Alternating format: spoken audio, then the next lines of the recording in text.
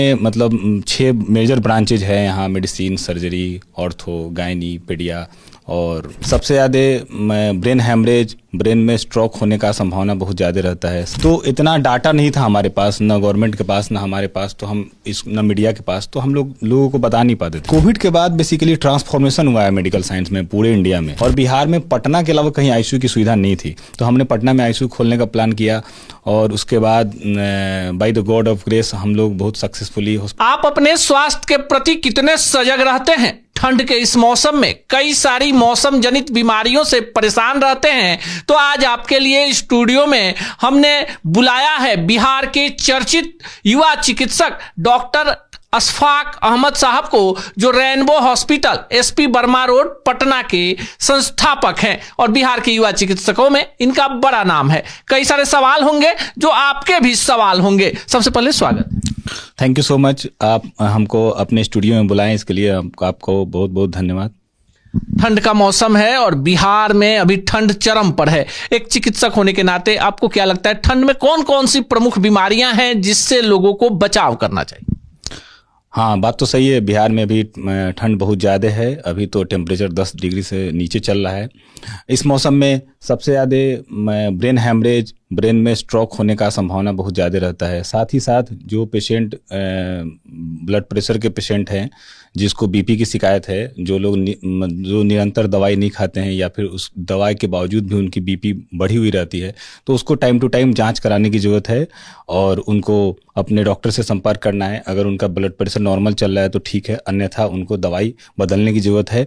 और ठंड में जो पेशेंट जिनको हार्ट की बीमारी है, जो दवाई जिनकी चल रही है उसको, या फिर किसी को पहले से स्ट्रोक हो रखा है। स्ट्रोक 2 तरह के होते हैं, हेमरेजिक स्ट्रोक और एक हेमरेजिक स्ट्रोक होता है, एक तो आपको ये जिस खून की नली का ब्लॉकेज हो जाता है, उसको हम लोग इन्फार्क्ट बोलते हैं। यूजुअली ब्रेन में इन्फार्क्ट होने का, और एक इस्चेमिक स्ट्रोक बोलते हैं, एक हेमरेजिक स्ट्रोक बोलते हैं। तो इस्चेमिक स्ट्रोक हो तो पेशेंट बहुत लंबे समय तक, यूजुअली जीवन भर दवाई ही पे रहते हैं, तो उनको हमेशा अपने डॉक्टर से संपर्क में रहना है कि इस बार दोबारा से ब्लड प्रेशर नहीं बढ़ जाए। वही इस्चेमिक स्ट्रोक हेमरेजिक स्ट्रोक में भी कभी कभी बदल जाता है। खासतौर से ठंडी के मौसम में इस बात का ख्याल रखना है। तो और दूसरी बात यह कि जिसको हार्ट की बीमारियां हैं, जो दवाई पे चल रहे हैं, उनको भी हमेशा अपने डॉक्टर से संपर्क में रहना है। डॉक्टर साहब, चूंकि आप इसी चीज के मेडिसिन के जानकार हैं, तो आपसे एक सवाल लेते हैं। आम जो लोग हैं जो आपके साक्षात्कार को देख रहे हैं, अभी युवाओं में, कम उम्र के बच्चों में हार्ट अटैक के मामले क्यों एकाएक बढ़ गए? नहीं, हार्ट अटैक तो पहले भी थे और इधर भी बढ़े हैं, इधर पहले से ज़्यादा बढ़े हैं। पहले से ज़्यादा इसलिए लोगों को लग रहा है कि अब लोग डॉक्टर के पास जाने लगे हैं। पहले होता भी रहा होगा हार्ट अटैक, तो डॉक्टर के पास नहीं जाते थे, तो इतना डाटा नहीं था हमारे पास, ना गवर्नमेंट के पास ना हमारे पास, तो हम ना मीडिया के पास, तो हम लोगों को बता नहीं पाते थे। ऐसा नहीं है, पहले भी हार्ट अटैक होते थे और आज भी हार्ट अटैक हो रहे हैं। लेकिन एक बड़ा सवाल है कि बिहार के लोग जो हैं, जहां पर शिक्षा है, गरीबी है, लोग क्या करते हैं कि कोई बीमारी हो तो डॉक्टर के पास, एमबीबीएस डॉक्टर के पास नहीं जाते हैं, सीधे जाते हैं दवा की दुकान में और दवा खरीद लेते हैं। वो कितना खतरनाक? दवा की दुकान में जाते हैं तो कभी कभी तो थोड़ी मोटी जानकारी दवा को दुकान वाले लोग को रहता है, तो कभी कभी उसको फायदा हो जाता है।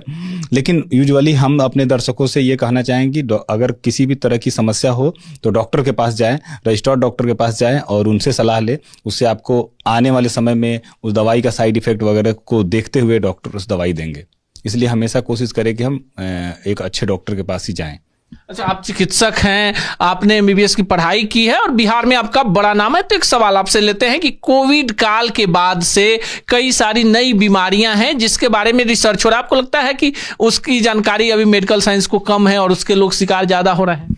नहीं, ऐसा नहीं है। कोविड के बाद तो कोविड के बाद बेसिकली ट्रांसफॉर्मेशन हुआ है मेडिकल साइंस में पूरे इंडिया में। पूरे वर्ल्ड में देखा जाए तो ट्रांसफॉर्मेशन हुआ है, और खास तौर से इंडिया में, बिहार में ट्रांसफॉर्मेशन हुआ है। लोग बहुत अवेयर हुए हैं बीमारी को लेकर के, तो लोग जाने लगे हैं डॉक्टर्स के पास, अस्पताल में जाने लगे हैं, तो लोगों को बीमारियों के बारे में जानकारी मिली है और मीडिया को भी पता चला है, आम जनता को भी समझ में आया कि नहीं बीमारी होती है। तो यही बात है। आमतौर पर आपको लगता होगा कि जो निजी हॉस्पिटल होते हैं उनका रवैया मरीजों के साथ ठीक नहीं होता, पर डॉक्टर अशफाक अहमद साहब, जिनका रेनबो हॉस्पिटल पटना के एसपी वर्मा रोड में है, ये गरीब मरीजों के लिए, जरूरतमंदों के लिए आगे बढ़कर आते हैं और समय समय पर मेडिकल कैंप का भी आयोजन करते हैं। एक चिकित्सक होने के नाते कितना बड़ा सामाजिक दायित्व का निर्वहन आप कर रहे हैं? जी बिल्कुल, बेसिकली हम लोग तो हमेशा समय समय पे छोटे छोटे मोहल्लों में कोई बाजार में हम लोग हमेशा हॉस्पिटल की तरफ से फ्री कैंप का सुविधा करते हैं। वो दर्शकों के लिए, आम समाज के लोगों के लिए, हम लोग गरीबों के लिए कैंप का व्यवस्था करते हैं, जहां हम लोग फ्री में दवाई देते हैं और फ्री में उसका हेल्थ चेकअप करते हैं। ये करते रहते हैं हम लोग टाइम टू टाइम। दूसरी बात ये है कि अस्पताल हमारा CGHS हॉस्पिटल है, वहाँ पर आयुष्मान है, ESIC है, सारा गवर्नमेंट का जो स्कीम चल रहा है सारा रेनबो हॉस्पिटल में इम्पैनल्ड है। तो वहाँ आयुष्मान होने की वजह से लगभग फ्री ही ट्रीटमेंट हो रहा है वहाँ पे। जी। अच्छा, एक और आपके बारे में बातें हैं जो सुनने में मिली कि आपको बाहर बड़ा ऑफर मिला, फिर बिहार को ही, पटना को ही आपने कर्म क्षेत्र क्यों बना लिया? बेसिकली मैं बिहार से ही बिलोंग करता हूं। मैं पटना आया था तो मुझे लगा कि पटना, जब मैं आया तो उस समय पटना में इतने हॉस्पिटल्स नहीं थे और हमने मतलब 2013 में ही पटना में अस्पताल स्टार्ट किया था।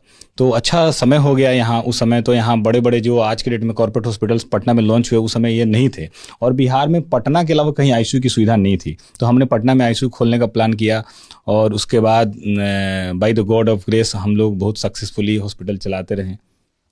अच्छा, जो रेनबो हॉस्पिटल है खूब चर्चा में रहता है, आप गरीबों की सेवा करते हैं, जरूरतमंदों की सेवा करते हैं। आपके यहाँ क्या क्या खास सुविधाएं हैं चिकित्सा की? बेसिकली हमारा मल्टी स्पेशलिटी हॉस्पिटल है। यहाँ ICU है, मतलब यहाँ पे हर तरह की सुविधा है। बेसिकली सारा डिपार्टमेंट है ऑलमोस्ट यहाँ पे।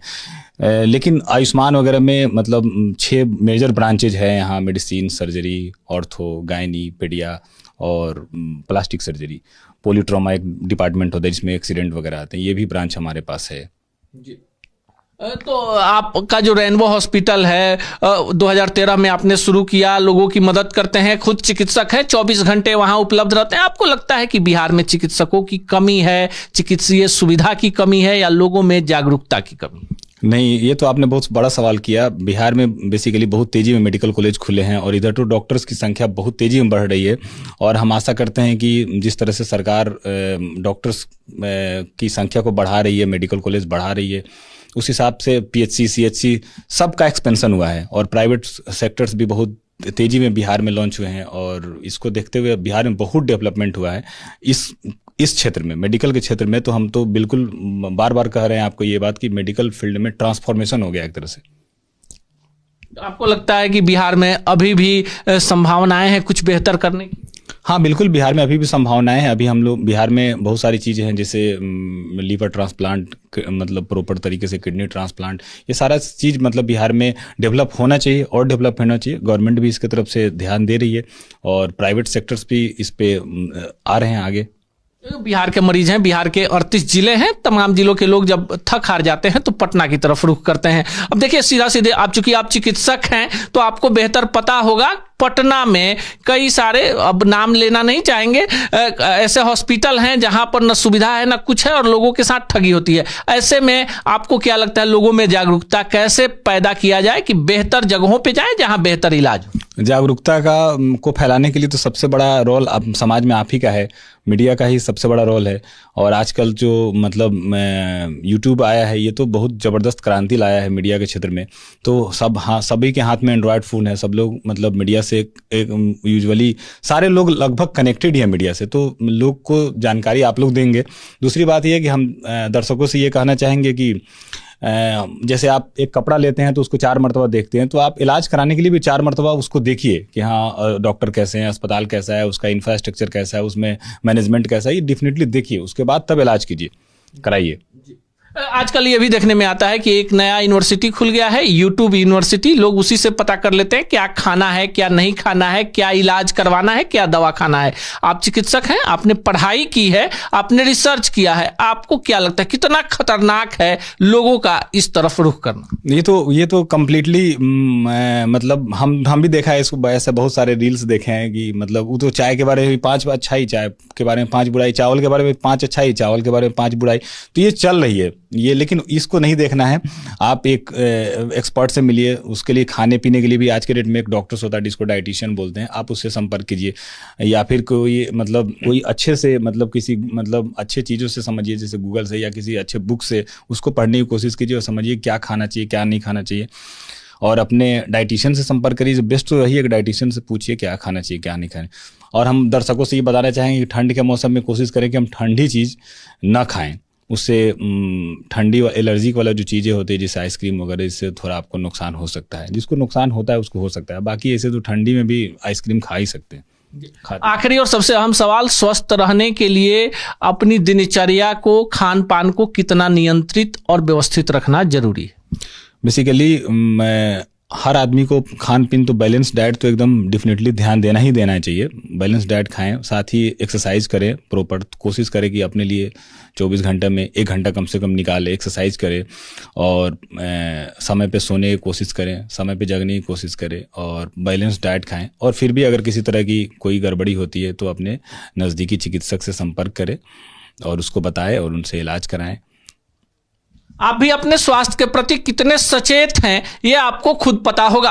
पटना में डॉक्टर अशफाक अहमद जैसे युवा चिकित्सक बिहार में ही रहकर बिहारियों की सेवा करने के लिए कई बेहतर संस्थानों को लेकर आए हैं, जिसमें rainbow hospital, SP Verma road का बड़ा नाम है। ऐसे में डॉक्टर अशफाक